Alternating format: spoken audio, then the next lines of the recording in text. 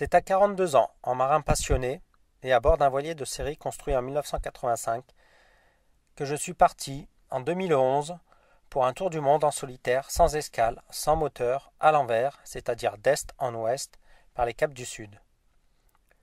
Pour boucler ce tour du monde, il m'aura fallu 223 jours, 4 heures et 21 minutes, avec pour ligne de référence le parallèle 35 Nord en Atlantique. Je n'avais que 3 panneaux solaires pour produire mon électricité, selon une des règles des défis GEC, le Global Energy Challenge, qui impose de n'avoir que des énergies renouvelables pour produire l'électricité. C'est le premier bateau de série à partir et réussir cet exploit.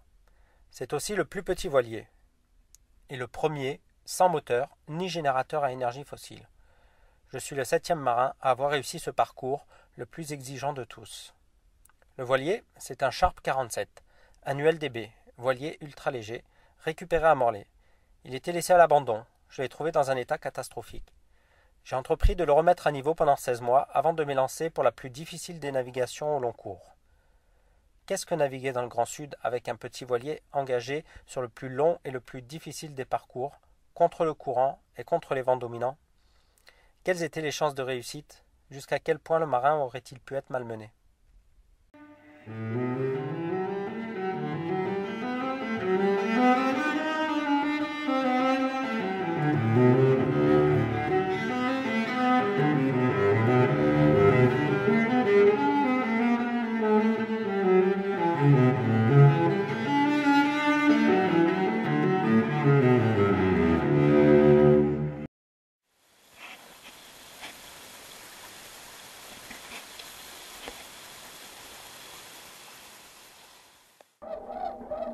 C'est un exploit extraordinaire, à peine croyable, qui a été réalisé depuis la préparation jusqu'à la navigation.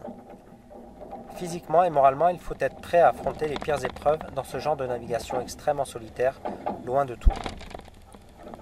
La simplicité des moyens ne rend l'exploit que plus remarquable. Le voilier a été choisi pour ses qualités marines. Il est loin d'être confortable. Je l'ai préparé faisant appel à des techniques simples mais fiables.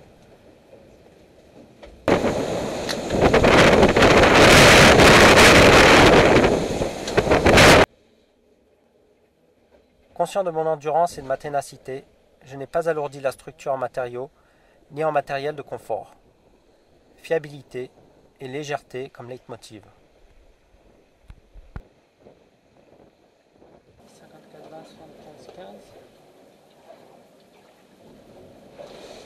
Parti seul, revenu seul, sans avoir fait aucun mouillage ni escale, et 223 jours, 4 heures et 21 minutes de mer, non-stop pour faire le tour de la Terre par les mers australes, dans le sens le plus long et le plus difficile.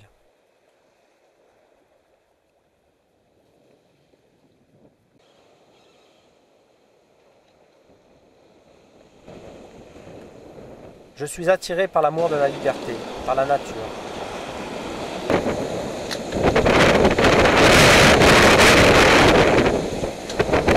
Je me sens enivré par le désir de lutter contre les éléments et affronter les difficultés. Mon sens marin m'est donné par l'amour de la mer et des voiliers. Mon instruction s'est faite avec les gens de mer. Mon désir d'apprendre la navigation s'est inscrit le premier jour où j'ai vu l'horizon. La navigation est un art. En mer, je me sens artiste et poète, sans être rêveur. Le bateau est ma plume qui écrit dans le sillage une poésie sans limite.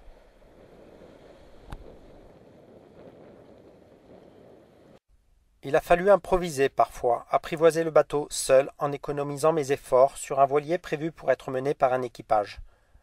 Pour finir, ne faire plus qu'un, avec pour seul but, frayer ma route dans toutes les conditions de vent et de mer. Montrer qu'on peut se contenter de peu, qu'il faut savoir économiser ses ressources, qu'il est bon de partager, qu'il faut savoir se mobiliser pour relever les défis, que les défis ne sont pas le terrain de la compétition mais celui de la coopération. Montrer que la coopération aboutit plus facilement à la réussite.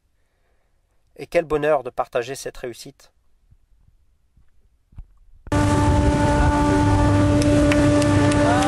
Bravo, bravo.